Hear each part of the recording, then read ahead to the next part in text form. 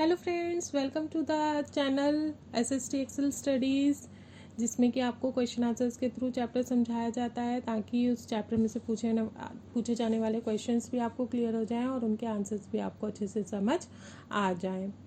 तो चलिए शुरू करते हैं आज का चैप्टर। आज हम करने वाले हैं क्लास 7 का ज्योग्राफी का चैप्टर एनवायरनमेंट। तो चलिए शुरू करते हैं। हमारा पहला क्वेश्चन है, what is our basic life support system. Life support system क्या है हमारा? तो लाइफ सपोर्ट सिस्टम है एनवायरनमेंट। एनवायरनमेंट ही हमारा बेसिक लाइफ सपोर्ट सिस्टम है। क्यों है? क्योंकि ये हमें एयर देता है जिसे हम ब्रीद इन करते हैं, ब्रीद आउट करते हैं। यहीं से हमें पानी मिलता है जिसे हम पीते हैं, और यहीं से हमें खाने के लिए खाना मिलता है, और लैंड सरफेस मिलता है रहने के लिए। क्लियर? नेक्स्ट क्वेश्चन पर आते हैं। नेक्स्ट क्वेश्चन है, what is our environment. Environment क्या है, उसे कैसे डिफाइन करेंगे? तो एनवायरनमेंट क्या है? वो प्लेस या वो लोग या वो चीज़ें जो नेचर में हमारे चारों तरफ प्रेजेंट हैं, उसे हम बोलते हैं एनवायरनमेंट। हमारा एनवायरनमेंट, किसी भी ऑर्गेनिज्म का एनवायरनमेंट क्या होता है? वो सब चीज़ें जो उसके चारों तरफ होती हैं। क्लियर? नेक्स्ट क्वेश्चन पर आते हैं। नेक्स्ट क्वेश्चन है, what are the components of environment. Environment के कंपोनेंट्स क्या हैं? एनवायरनमेंट के 3 कंपोनेंट्स हैं। नेचुरल एनवायरनमेंट, जिसमें कि बायोटिक और एबायोटिक कंपोनेंट्स आते हैं। फिर है मैन मेड एनवायरनमेंट, और थर्ड है human environment.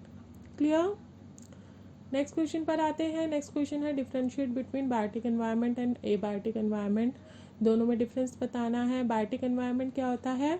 The world of living organisms. Living organisms की जो दुनिया है वो बायोटिक एनवायरनमेंट में कैलकुलेट की जाती है, जैसे कि प्लांट्स एंड एनिमल्स। ये बायोटिक एनवायरनमेंट का पार्ट है। और एबायोटिक एनवायरनमेंट का पार्ट क्या है? वो ऑल नॉन लिविंग एलिमेंट्स जो कि नेचर में प्रेजेंट हैं, जैसे कि land, air and water. Clear? Next question पर आते हैं। नेक्स्ट क्वेश्चन है, differentiate between natural and man made environment. दोनों में डिफरेंस बताना है। नेचुरल एनवायरनमेंट क्या होता है? जो कि नेचुरली एग्जिस्ट करता है हमारे चारों ओर, जैसे कि land, air, water, animals and plants. ठीक है, ये नेचुरल एनवायरनमेंट है, इसमें कोई ह्यूमन एक्टिविटी इन्वॉल्व नहीं है, नेचुरली ये प्रेजेंट है हमारे चारों तरफ।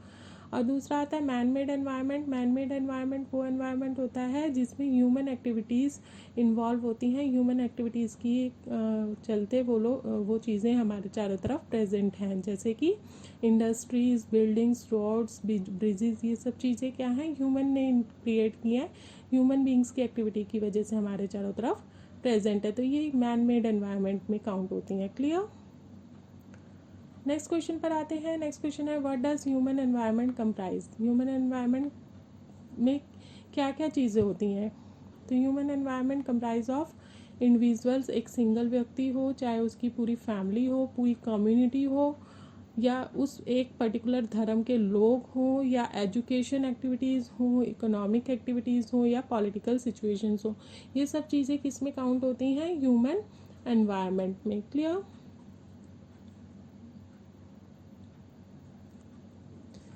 नेक्स्ट क्वेश्चन पर आते हैं। नेक्स्ट क्वेश्चन है, what is lithosphere, what is it's use. Lithosphere क्या है और इसका यूज़ क्या है? तो लिथोस्फेयर क्या है?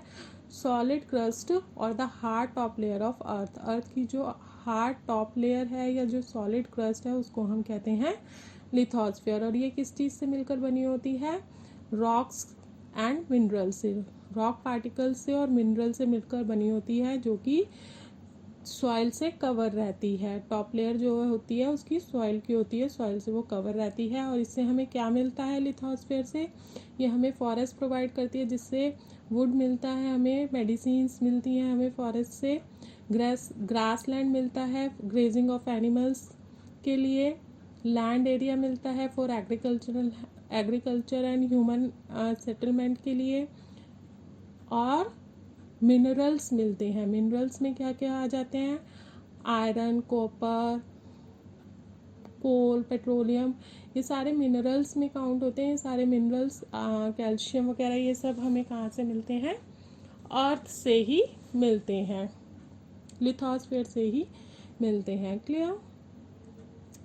नेक्स्ट क्वेश्चन पर आते हैं। नेक्स्ट क्वेश्चन है, व्हाट इज़ हाइड्रोस्फेयर। हाइड्रोस्फेयर क्या है? What does it's comprise. और ये क्या चीज़ इससे किन चीज़ों को हम कहते हैं कि ये हाइड्रोस्फीयर है? ठीक है, तो डोमेन ऑफ वाटर, वाटर जो भी चीज़ वाटर की है उसे हम हाइड्रोस्फीयर कहते हैं।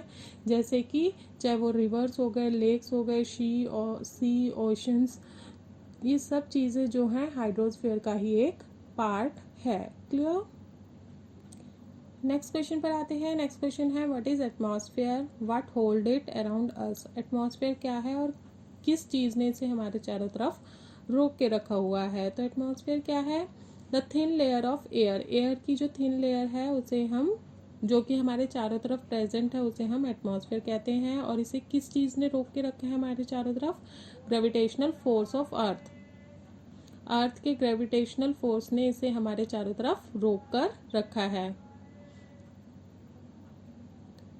क्लियर? नेक्स्ट क्वेश्चन पर आते हैं। नेक्स्ट क्वेश्चन है how is atmosphere useful to human beings. Atmosphere human beings के लिए किस तरह से यूजफुल है? कैसे यूजफुल है? क्योंकि ये हमें अल्ट्रावायलेट रेज से प्रोटेक्ट करता है लिविंग ऑर्गेनिजम्स को। अर्थ के ऊपर जो भी लिविंग ऑर्गेनिजम्स प्रेजेंट हैं उनको सन से आने वाली अल्ट्रावायलेट रेज से प्रोटेक्ट करता है। क्लियर? क्योंकि एटमॉस्फेयर के अंदर ही ओजोन लेयर प्रेजेंट होती है जो कि अल्ट्रावायलेट रेज को अर्थ पर आने से रोकती है। तो ये हमें उनसे प्रोटेक्ट करता है, इसलिए ये हमारे लिए बहुत यूजफुल है।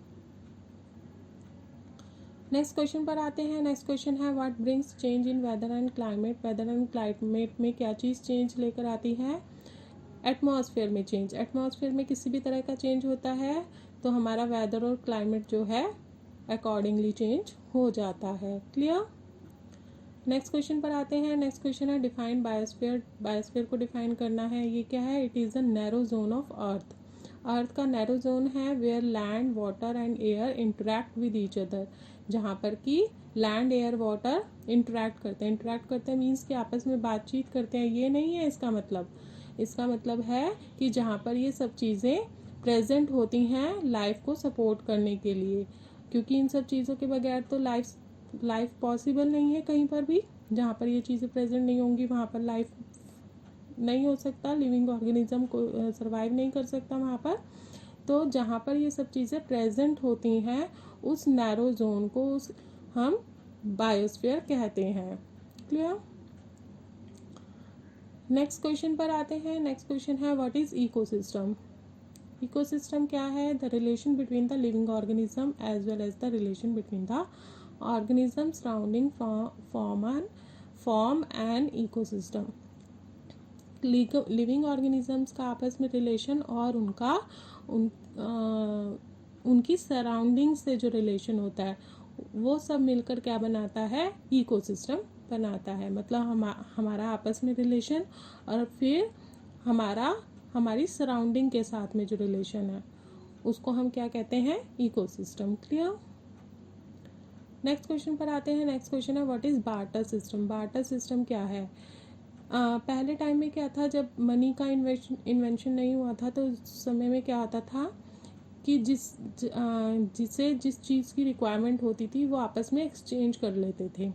जैसे कि किसी के पास फूड ग्रेन है और दूसरे व्यक्ति के पास में सपोज यूटेंसिल है, कोई बर्तन है, तो जिसके पास ग्रेन है उसे बर्तन चाहिए और जिसके पास बर्तन है उसे फूड ग्रेन चाहिए।